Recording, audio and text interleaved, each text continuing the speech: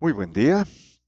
Tenemos la lectura de la liturgia de la palabra del día viernes 30 de enero, en la tercera semana del tiempo ordinario, ciclo litúrgico A. Muy bien, vamos a la primera lectura.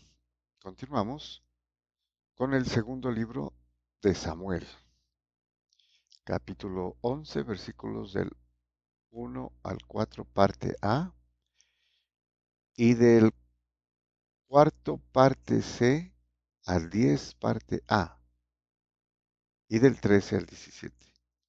Bueno, aquí es interesante en la nomenclatura o notación mirar que para la liturgia de la palabra, la iglesia ha seleccionado, ¿no?, eh, el primer versículo hasta el versículo cuarto, pero la parte A.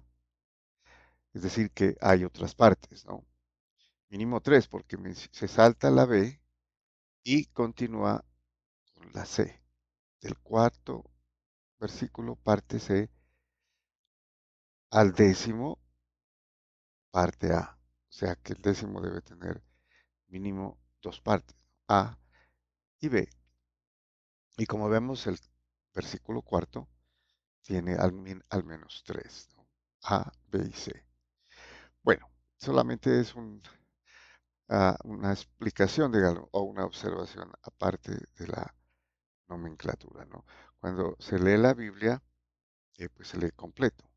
Sin embargo, la iglesia, ¿no?, en su sabiduría, el magisterio de la iglesia, eh, enfatiza aquellas que son relevantes precisamente para eh, la liturgia, ¿no? Bueno, nos dice entonces el segundo libro de Samuel.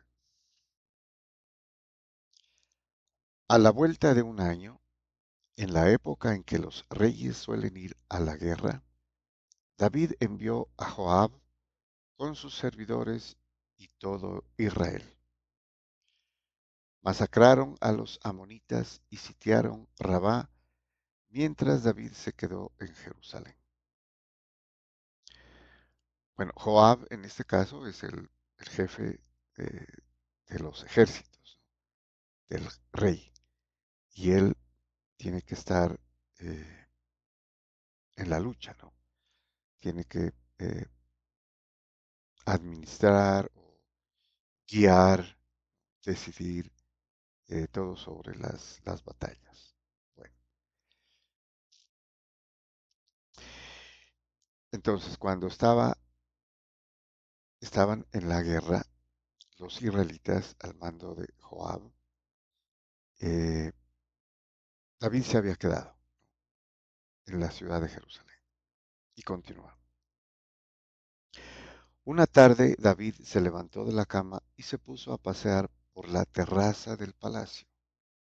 Desde allí divisó a una mujer que se estaba bañando, de aspecto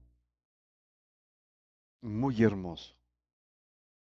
David mandó averiguar quién era aquella mujer y le informaron: es Betsabé, hija de Elián, esposa de Urías elitita. Muy bien, entonces eh, Betsabé, la mujer que él estaba observando desde la terraza y que se bañaba, era eh, extranjera, ¿no?, pero que vivían con los israelitas, ¿no? Eh, y era la esposa de un hitita, o sea, de otra raza, ¿no? Bueno, sin embargo, sabemos que vivían y servían al rey porque precisamente Urias luchaba, ¿no?, en el ejército eh, de David. David envió mensajeros para que la trajeran. Ella volvió a su casa.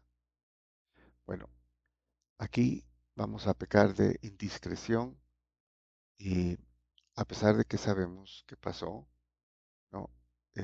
Precisamente porque no se toman estos, estas partes del versículo 4, ¿no? Es precisamente lo que sucede, o sea, el pecado de David, ¿no? Bueno, quedó encinta y mandó este aviso a David: estoy encinta. David entonces envió a decir a Joab: mándame a Urías el hitita. Joab se lo mandó. Cuando llegó Urías, David le preguntó cómo se encontraba Joab y la tropa y cómo iba la guerra. Bueno, es interesante observar aquí que eh, sabemos que Betsabé está embarazada de David, ¿no? Del rey David. Y sabemos que Urías es el esposo de Betsabé. David lo manda a llamar para preguntarle cómo va la batalla, cómo va la lucha. Bueno, luego le dijo: baja a tu casa y lávate los pies. Urías salió del palacio y tras él un regalo del rey. Pero Urías se acostó a la puerta del palacio con los servidores de su señor y no bajó a su casa. Bueno, es muy interesante también observar aquí que lo que quería el rey David es que Urías fuera a su casa y estuviera con su esposa, ¿no? Y vemos aquí eh, la premeditación, ¿no? Para eso lo hizo llamar. Él estaba en la guerra. Lo hizo llamar y le preguntó sobre la guerra, cómo iba, y luego le dijo: vete a tu casa.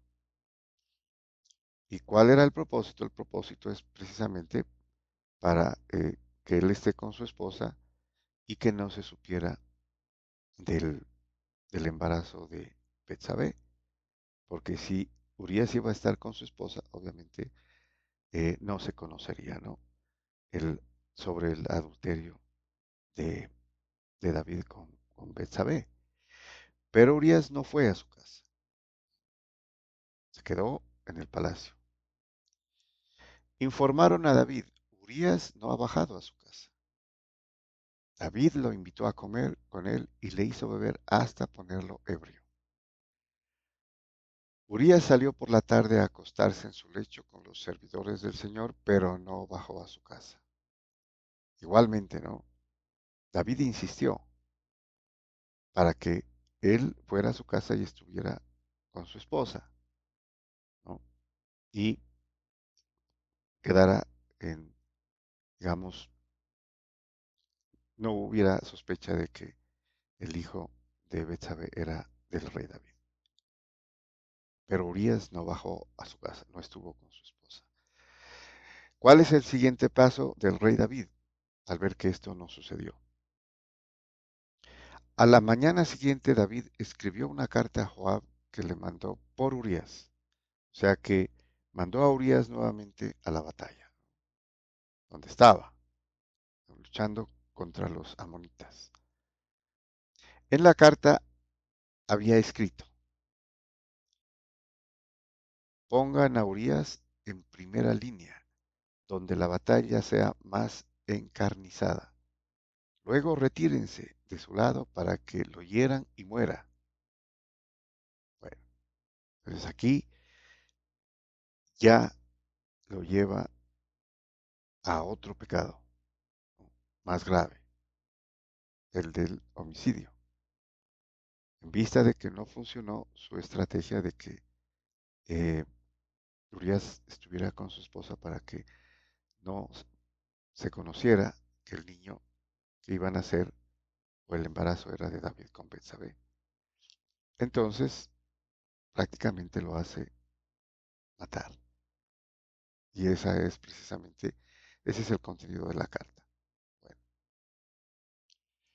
Joab observó la ciudad y situó a Urías en el lugar en el que sabía que estaban los hombres más aguerridos, o sea, los enemigos, ¿no? Las gentes de la ciudad hicieron una salida, trabaron combate con Joab y hubo bajas en la tropa entre los servidores de David. Murió también Urías elitita. Y con esto se consuma ya el doble pecado de, del rey David. Muy bien, vamos al Salmo responsorial, cuyo responso es, misericordia, Señor, hemos pecado. Bueno, supuestamente este salmo lo escribió el rey David como arrepentimiento, penitencia, compunción de su pecado que cometió, el adulterio y el homicidio. Esa es una de lo que los exégetas atribuyen, ¿no? Que David mismo escribió este salmo.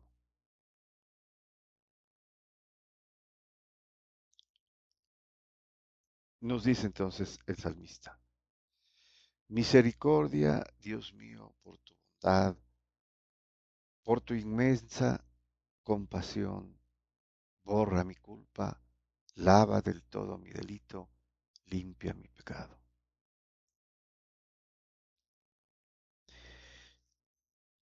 Es importante observar aquí que se, se hace pleno conocimiento y se acepta el pecado cometido por el rey David y pide misericordia, que en la traducción del griego sería más ten piedad de mí, ten compasión, como dice enseguida de misericordia, borra mi culpa, lava del todo mi delito, limpia mi pecado. Es, una, es un ejemplo de cómo eh, se realiza, ¿no? O se hace la penitencia. Primero, reconocer el pecado. ¿Sí? Y luego vienen las demás etapas, ¿no? ¿Cómo enseña la iglesia sobre las cuatro etapas de una buena confesión, ¿no? El examen de conciencia, que sería aquí el reconocer el pecado, que lo hace el rey David. Dolor de corazón, propósito de la enmienda, confesión de boca y satisfacción de obra. Bueno, sigamos con el salmista, lo que nos dice. Pues yo reconozco mi culpa, tengo siempre presente mi pecado, contra ti solo pequé, cometí la maldad en tu presencia. Bueno, David aquí se declara pecador y reconoce su culpa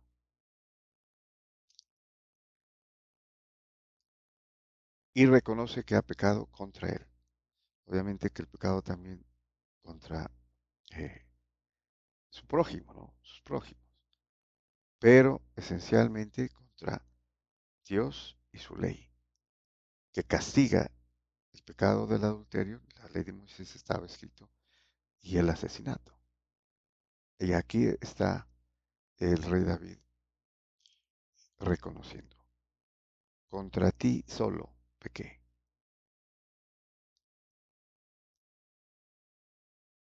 Lo otro es que reconoce que cometió la maldad en, en tu presencia. Recordemos que él es el rey, estaba en el palacio, ¿no? Reconoce que Dios estaba presente porque él está presente, ¿no? Y sabe todo lo que hace el hombre.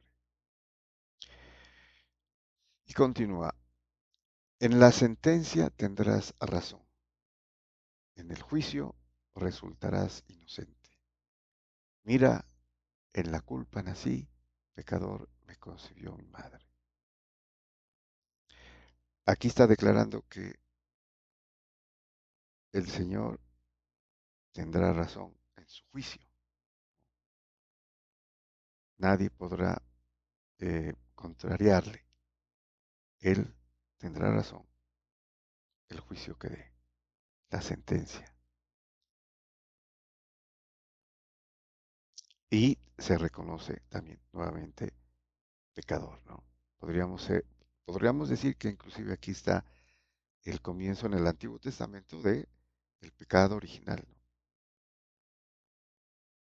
Nací en la culpa, pecador en la concepción, que son las, los rasgos del pecado, ¿no? Y termina, hazme oír el gozo y la alegría, que se alegren los huesos quebrantados. Aparta de mi pecado tu vista, borra en mí toda culpa. Bueno, con el perdón, que es lo que está pidiendo aquí, si borra mi delito, entonces vendrá la alegría, el gozo, al apartar, dice, de mí el pecado.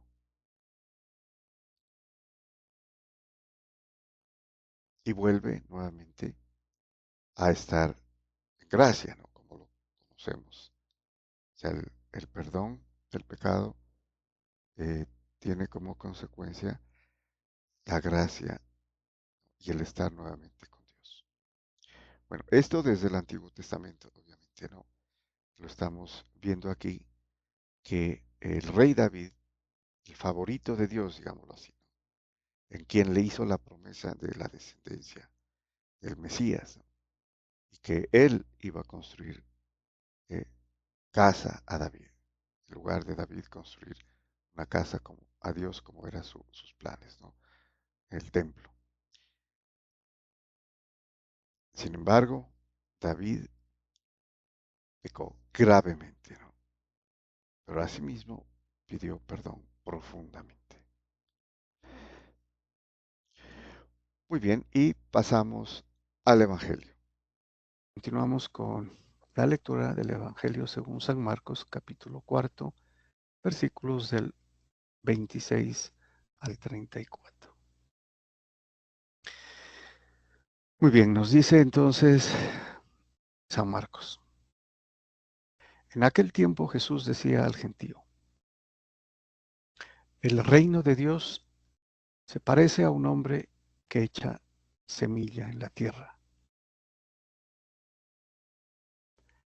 Bueno, eh, ya hemos visto, ¿no?, la primera parábola, ¿no?, sobre el reino. ¿A qué compararemos el reino? Y aquí, si el sentido es alegórico, el reino de Dios es la iglesia, ¿no? Porque Cristo es el rey, ¿no? Y nosotros, como parte de su cuerpo, miembros de su cuerpo místico, somos sus hijos, los hijos del rey, hijos del Padre. Somos hermanos. Entonces todos somos sacerdotes, profetas y reyes. Ese es el reino, ¿no? Un reino de sacerdotes, profetas y reyes, en el que Jesucristo es el sumo pontífice, ¿no? Eso lo vimos en las anteriores lecturas. Bueno, entonces aquí compara, dice, el reino de Dios se parece a un hombre que echa semilla en la tierra. Él duerme de noche y se levanta por la mañana. La semilla germina y va creciendo sin que él sepa cómo. Si tomamos como parábola, no, lo veremos ahora, cambia, ¿no? Porque de lo contrario no podríamos entender aquí el hombre, ¿no? ¿Quién es el hombre? El hombre puede ser el predicador, pero ya no sería Cristo, ¿no? Porque no compaginaría. Él duerme de noche y se levanta de mañana. La semilla germina. La semilla es la palabra, aquí en este caso, como parábola. La semilla es la palabra que predica el hombre, o sea, el predicador, el enviado, ¿no? Digamos aquí los apóstoles inicialmente, ¿no? Y va creciendo sin que él sepa cómo. Y dice, la tierra va produciendo fruto sola, ¿no? Qué interesante. La tierra va produciendo fruto sola, por sí misma, ¿no? En el griego sería el término automata, ¿no? Como de automáticamente. La tierra produce fruto, ¿no? Y el que siembra no sabe cómo, ¿no? Pero germina y va creciendo. Y aquí está, ¿no? El proceso. Primero los tallos, luego la espiga, después el grano. Cuando el grano está a punto, se mete la hoz porque ha llegado la siega, o sea, la cosecha, ¿no? Bueno, habría que observar aquí nuevamente que Cristo fundó la iglesia aquí, ¿no? Hace 2000 años. Y le dijo a Pedro, dirigiéndose a él, ¿no? Tú eres roca y sobre esta roca edificaré mi iglesia. O sea, él la va a edificar, ¿no? Y las puertas del infierno no prevalecerán sobre ella. Bueno, y lo demás, ¿no? A ti te daré las llaves del cielo. Bueno, pero lo importante es de que no puede fallar, ¿no? No puede fallar. O sea, la iglesia no puede fallar, porque tiene la garantía, y lo vemos aquí, de que el que siembra ni siquiera se da cuenta, pero la tierra produce el fruto. Sola, dice. Y aquí se refiere a cómo crece la planta, ¿no? Tallos, espiga, grano. Y luego dice, está a punto, se mete la luz porque ha llegado la siega, que sería el final del tiempo, ¿no? O sea, al final, en el juicio final, para ver el producido. Entonces, el reino de Dios, el reino de los cielos, el reino de Jesucristo, hay que darlo por un hecho. Empezó como una semilla, y va a crecer y va a dar fruto, ¿no? Bueno, dijo también, ¿con qué podemos comparar el reino de Dios? O sea, otra parábola, ¿no? ¿Qué parábola usaremos? Con un grano de mostaza. Al sembrarlo en la tierra, la semilla es la más pequeña, pero después de sembrada crece, se hace más alta que las demás hortalizas y echa ramas tan grandes que los pájaros del cielo pueden anidar a su sombra. También muy eh, bella esta parábola, ¿no? Que va conjuntamente con la anterior. Pero aquí añade el crecimiento, ¿no? Dice la semilla más pequeña, que sería la palabra, ¿no? La palabra de Dios, que es Cristo, ¿no? Crece, se hace más alta que las demás hortalizas, la de mostaza, y echa ramas tan grandes que los pájaros del cielo pueden anidar a su sombra. O sea, se convierte en un, digámoslo, en un biosistema. O sea, los pájaros es un ejemplo, pero imagínense cuánto más. Y da por descontado su crecimiento, ¿no? Tanto así que puede albergar vida. Anidan, dice, los pájaros a su sombra. También es obra de Dios, ¿no? No es de los hombres. Los hombres colaboramos con esa obra. Somos parte de la obra, ¿sí?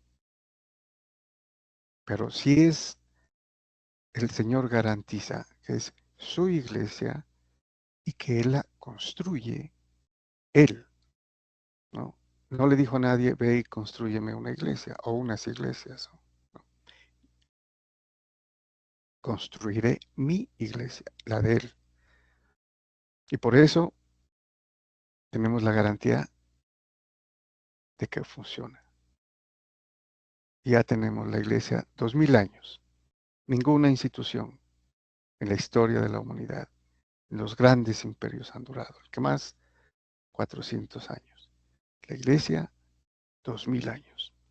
¿Por qué? Porque es el cuerpo de Cristo, su cuerpo místico, y nosotros sus miembros, ¿no?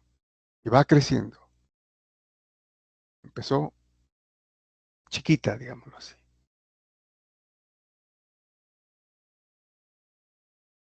y se ha ido haciendo grande. Bueno, con muchas parábolas parecidas les exponía la palabra, acomodándose a su entender. Todo se lo exponía con parábolas, pero a sus discípulos se lo explicaba todo en privado. Esta es famosa esta cita, ¿no? Todo se lo exponía con parábolas al pueblo, ¿no? A los demás, incluidos los apóstoles. Sus discípulos son los 12 apóstoles, son sus de él. Pero a sus discípulos se lo explicaba todo en privado, obviamente porque ellos tenían que saberlo, ¿no?